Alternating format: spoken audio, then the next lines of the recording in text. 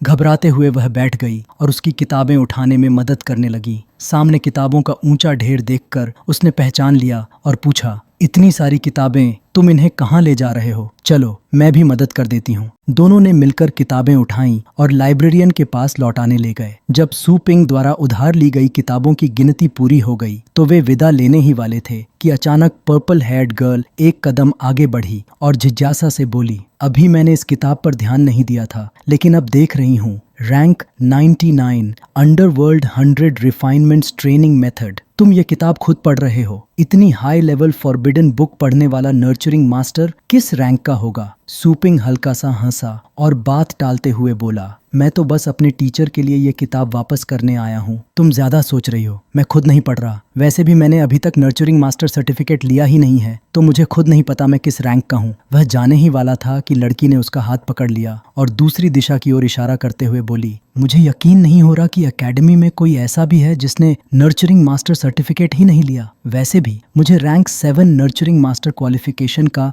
Supplementary exam देना है, क्यों ना तुम भी साथ चलो? सू पिंग की स्ट्रेंथ को देखते हुए सवाल अपने आप पैदा होता था, वह आखिर किस रैंक तक पहुंचेगा? उसने बिना सोचे तुरंत हामी भर दी। आखिर जब कोई खूबसूरत लड़की बुलाए तो वह कभी मना नहीं करता था। जैसे ही वह वहां पहुंचा, उसने वही जाना पहचाना सीन देखा, जैसे कैट एंड माउस गेम चल रहा हो। एक हैंडसम युवक को पूरा राइनोसेरोस दौड़ाता हुआ पीछा कर रहा था। वह पसीने से भीगा हुआ रोता चिल्लाता जान बचाकर भाग रहा था। तभी एक सख्त चेहरे वाला ड्रिल सार्जेंट हाथ में कोड़ा लिए प्रमोशन एग्जाम देने आए युवाओं की तरफ इशारा करते हुए गरजा, अरे यह नर्चरिंग मास्टर असेसमेंट है, कोई इस दुनिया में रूनानिंग प्रैक्टिस करने की जगह नहीं है। तुम लोग समझते क्या हो? एक पेट वॉरियर नर्चरिंग मास्टर बनने आया है, लेकिन जैसे ही पेट से सामना हुआ जान बचाकर भागने लगा। तुम फेल हो, अभी तुरंत बटन दबाओ और गायब हो जाओ, घर जाओ और दोबारा अभ्यास करो। उस ड्रिल सार्जेंट की आदत थी कि जो भी छात्र फेल होता वह उसकी पीठ पर कोड़ा मारता था।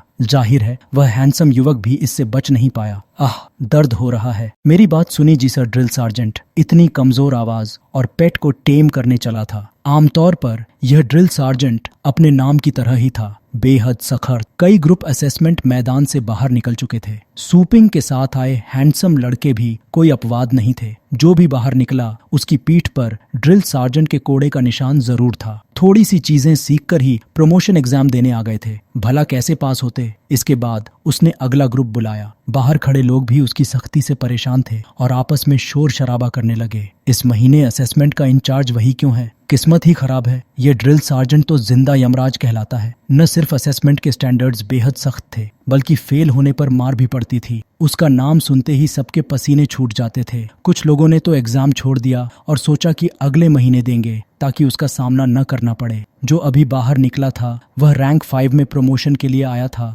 और पहली बार में ही फेल हो गया। अगर दूसरी बार भी फेल हुआ तो उसे डिमोट कर दिया जाएगा। सू पिंग वहीं खड़ा था, कुछ समझ नहीं पा रहा था। वह अभी अभी गांव से आया था। ताकत तो जबरदस्त थी, लेकिन नियम कानून में कच्चा। उसने पर्पल हेयर्ड लड़की से पूछा, क्या पेट वॉरियर्स को लेवल अप करते समय डिमोट भी किया जा सकता है? लड़की ने सू पिंग को देखा और ईमानदारी से जवाब दिया, तुम भूल गए, हम जैसे पेट ट्रेनर्स का रैंक पेट वॉरियर्स जैसा नहीं होता। इसके लिए ब्लड लाइन जरूरी होती है, तभी जिम्मेदारी उठाई जा सकती है। लेवल अप पूरी तरह असेसमेंट सिस्टम पर निर्भर करता है। रैंक 6 से नीचे असेसमेंट पास कर लो तो लेवल अप हो जाता है, लेकिन अगर एक ही रैंक पर 3 बार फेल हो गए तो डिमोशन तय है। उसकी आंखें थोड़ी उदास हो गईं और वह बोली, रैंक 7 का असेसमेंट पास करने के साथ साथ अगर थीसिस भी स्टैंडर्ड्स पर खरी उतर जाए तभी माना जाता है कि तुम ग्रेजुएट हुए हो और ऑफिशियली पेट ट्रेनर बन सकते हो। सू पिंग चुपचाप स्टिकी राइस खाता रहा। फिर उसने पूछा, रैंक 7 के बाद क्या होता है? यह सवाल सुनकर पर्पल ड्रेस्ड लड़की ने बेबस होकर आह भरी। अगर तुम रैंक 8 तक पहुंच गए तो खुद ब खुद एकेडमी तुम्हें लेक्चरर बनने का न्योता दे देगी। होली स्पिरिट, रैंक 10 के बारे में तो मैं सोचने की हिम्मत भी नहीं करती। फिर उसने देखा कि सू पिंग को इन बातों की बिल्कुल जानकारी नहीं थी, तो वह आगे समझाने ही वाली थी। उसने उसे और विस्तार से समझाया, सिर्फ बहुत ज्यादा सीनियोरिटी वाले प्रोफेसर्स ही रैंक 9 तक पहुंच पाते हैं। होली स्पिरिट, रैंक 10 के बारे में तो मैं सोचने की हिम्मत भी नहीं करती। इसके बाद हमारे मिस्टर सू को शायद एग्जाम देने का मन हो गया, इसलिए उसने पूछा, एक दिन में यह असेसमेंट कितनी बार दिया जा सकता है? लड़की ने जवाब दिया, जब तक ड्रिल सार्जेंट की ड्यूटी खत्म नहीं होती तब तक तुम एग्जाम दे सकते हो,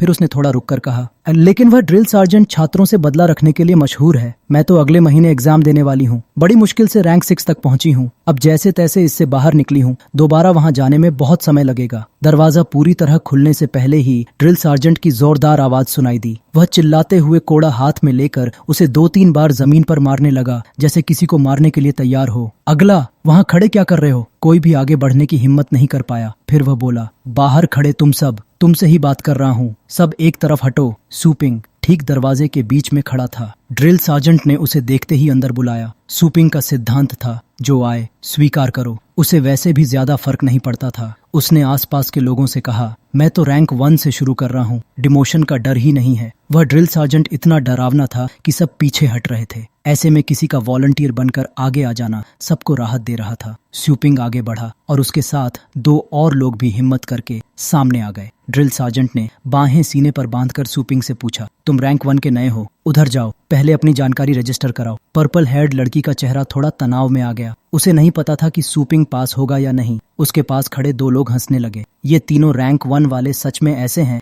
जैसे नए नए बछड़े जिन्हें बाघ का डर नहीं पता। एक और बदकिस्मत पिटने वाला आ गया। पर्पल हेयर्ड लड़की की आंखें सूपिंग की पीठ पर टिक गईं। उसने अपनी आंखों के आसपास सुनहरी एस्ट्रल एनर्जी इकट्ठा की ताकि देख सके कि सूपिंग किस रैंक का पेट ट्रेनर है। जो भी हो, सर्टिफिकेट इस बार सूपिंग चाहकर भी छुपा नहीं सकता था। वह लगातार अपनी दृष्टि को मजबूत करती रही, सूपिंग को देखने की कोशिश करती रही, लेकिन सूपिंग जैसे इंसान को वह कैसे देख पाती? यहाँ तक कि उसका लंबा काला कोट भी उसकी जांच को रोक रहा था। फिर उसे जो दिखा वह और भी अजीब था। उसकी नजर में सूपिंग पूरी तरह गड़बड़, अव्यवस्थित सा नजर आया। यह पहली बार था जब उसने ऐसी स्थिति देखी थी। उसने अपनी आंखों पर भरोसा नहीं किया और आंखें मसल लीं। ये क्या हो रहा है? क्या मुझे भ्रम हो रहा है? तभी सूपिंग रजिस्ट्रेशन बोर्ड के पास पहुंच गया। उसने एस्ट्रल एनर्जी को नियंत्रित करने की एक उच्च स्तरीय विधि का उपयोग किया। उग्र और अशांत एस्ट्रल एनर्जी उसके आसपास लहराने लगी। उसके चारों ओर मौजूद एस्ट्रल एनर्जी को ब्लॉक कर दिया गया। फिर उसने फिल्टर की हुई एस्ट्रल एनर्जी को इकट्ठा करना शुरू किया, जिससे एक इफेक्टिव शील्ड बन गया। उसी समय रजिस्ट्रेशन बोर्ड पर नोटिफिकेशन उभरा,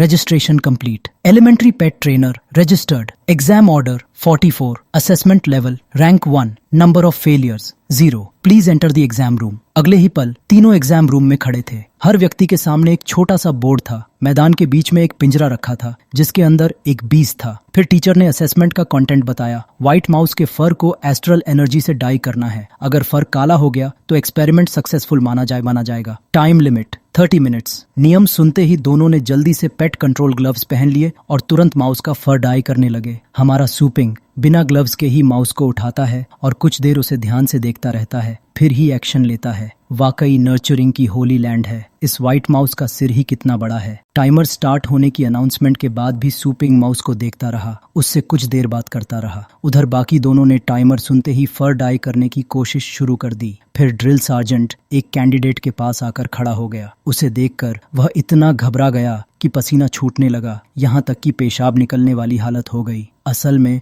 माउस लगभग मर ही चुका था। ड्रिल सार्जेंट लगातार उसे घूर रहा था, जिससे उसके हाथ कांपने लगे। हे, तुम्हारा हाथ कांप क्यों रहा है? ड्रिल सार्जेंट को लगा कि वह एक छोटे से व्हाइट माउस से डर रहा है। वह गुस्से में उसके कान के पास जोर से चिल्लाया, इतनी तेज कि उसके कान फट जाएं। हाथ छूट गया और माउस फिर से सफेद हो गया। क्या काट लेगा? इसी से डर रहे हो? उसकी आवाज से माउस भी चौंक गया और वह लड़का तो पहले से ही डर चुका था। उसे उसी पल अपना अंजाम समझ आ गया। कोड़ा पड़ा। अरे भगवान, फेल। इमीडिएटली बटन प्रेस करो और डिसअपियर हो जाओ। एक कैंडिडेट एलिमिनेट हो गया। सख्त ड्रिल सार्जेंट ने अनाउंस किया, आधा समय खत्म हो चुका है, बाकी लोग तेजी करो। अब उसकी नजर बचे हुए कैंडिडेट पर थी। उस लड़के ने माउस का फर थोड़ा सा ही काला किया था, जबकि अब सिर्फ 15 मिनट बचे थे। डैम इट, जल्दी करो। इसी बीच सूपिंग की तरफ से गोल्डन लाइट की किरणें बिजली की तरह फूटने लगीं, जिसने सबका ध्यान खींच लिया। इस समय सूपिंग के चारों ओर बेहद शक्तिशाली एस्ट्रल एनर्जी का प्रवाह फैल चुका था। बाहर खड़े कुछ लोग उसका मजाक उड़ाने लगे। देखो उस काले कपड़ों वाले को, इतनी ज्यादा एस्ट्रल एनर्जी क्यों फैला रहा है? ये कोई पेट वॉरियर की फाइट थोड़ी है। एक और आदमी बाहें बांधकर आंखें बंद करते हुए बोला, देखने की जरूरत नहीं, ऐसा करना तो पक्का प्रॉब्लम वाला मामला है। एक और युवक जो ज्यादा समझदार लग रहा था